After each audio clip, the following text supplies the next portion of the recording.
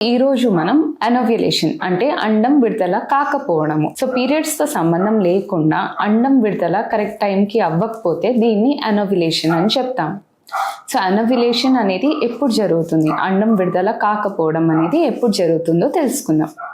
So first and foremost అండం విడుదల కావాలంటే బ్రెయిన్ నుంచి, మెదడు నుంచి కొన్ని హార్మోన్స్ రావాలి. FSH, LH అనే హార్మోన్స్ బ్రెయిన్ సిగ్నల్ ద్వారా పంపిస్తుంది. ఈ సిగ్నల్ ఓవరీకి అందాలి. సో అండాశయంకి ఈ సిగ్నల్ అందినప్పుడు అండాశయం వేరే హార్మోన్స్ని సెక్రీట్ చేస్తుంది. అలాగే అండం పెరగడం కానీ, అండం నుంచి కణం విడుదల అవ్వడం కానీ జరుగుతుంది. సో ఇది నార్మల్ సైకిల్. కానీ కొన్నిసార్లు బ్రెయిన్ నుంచి కరెక్ట్ సిగ్నల్స్ వెళ్ళవు. సో FSH, LH అనే హార్మోన్లో తగ్గింపు కనిపిస్తుంది. దీనివల్ల అండాశయాల నుంచి కూడా హార్మోన్ సెక్రీషన్ అనేది జరగదు. ఇది ఎప్పుడు జరుగుతుందంటే BMI, సో వెయిట్ అనేది తక్కువ ఉండడము, లేదా వెయిట్ అనేది చాలా ఎక్కువ ఉండడము, లేదా బ్రెయిన్కి సంబంధించిన కొన్ని సిండ్రోమ్స్ లైక్ కల్మన్ సిండ్రోమ్ అని చెప్తాము, అలా కొన్ని సిండ్రోమ్స్ ఉంటే, లేదా అథ్లెట్స్ అంటే బాగా రన్నింగ్, మ్యారథాన్ రన్నర్స్ ఇట్లాంటి వాళ్ళలో ఈ ప్రాబ్లం అనేది కనిపిస్తుంది. సో వాళ్ళలో ఈ హార్మోన్స్ కరెక్ట్ సెక్రీట్ అవ్వకపోవడం వల్ల అండం మీద దాని ఎఫెక్ట్ పడుతుంది. అండాశయం నుంచి హార్మోన్స్ సెక్రీట్ అవ్వకపోవడం వల్ల అండం అనేది విడుదల కాకపోవడం, పెరగకపోవడం ఇట్లాంటివి జరుగుతుంది. సో రెండో రీజన్, ఇది చాలా కామన్ రీజన్, 70% వాళ్ళు ఇదే ఉంటుంది. దట్ ఈస్ నీటి బుడగలు, PCO అనే కండిషన్ ఉంటుంది. ఇందులో ఏంటిదంటే బ్రెయిన్ నుంచి సిగ్నల్స్ అయితే అండాశయాలకి కరెక్ట్గా అందుతుంది, కానీ అండాశయం అనేది దాన్ని కరెక్ట్ తీసుకోకపోవడం, సిగ్నల్స్ అందినా కావాల్సిన హార్మోన్ సెక్రీట్ చేయకపోవడం, అండం అనేది ఫామ్ అవ్వకపోవడం, పెరగకపోవడం ఇవి జరుగుతూ ఉంటుంది.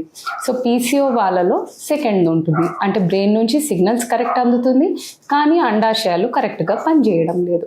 కొంతమందిలో ఏంటిదంటే అండాశయం అనేది పైనుంచి హార్మోన్స్ కరెక్ట్గా వచ్చినా అండాశయం పనిచేయడం అనేది ఆగిపోతుంది. సో ఎక్కువ ఇది ప్రిమెచ్యూర్ ఓవేరియన్ ఫెయిలియర్, అంటే కొందరికి 40 లోపే అండాశయాలు పని చేయడం అనేది ఆగిపోతుంది.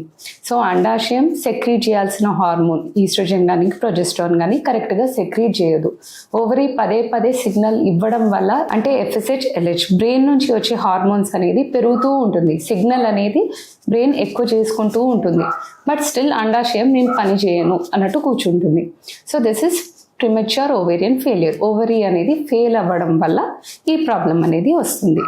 అలాగే శరీరంలో ప్రొలాక్టిన్ అనే హార్మోన్ ఎక్కువ ఉండడము, లేదా thyroid related hormones, so hyper thyroidism కానీ, హైపోథైరాయిడిజం కానీ ఈ ప్రాబ్లమ్స్ ఉన్నప్పుడు కూడా అండాశయాలు కరెక్ట్ పనిచేయకపోవడము, అలాగే అనోవ్యులేటరీ సైకిల్స్, అండం విడుదల కాకపోవడం అనేది జరుగుతుంది.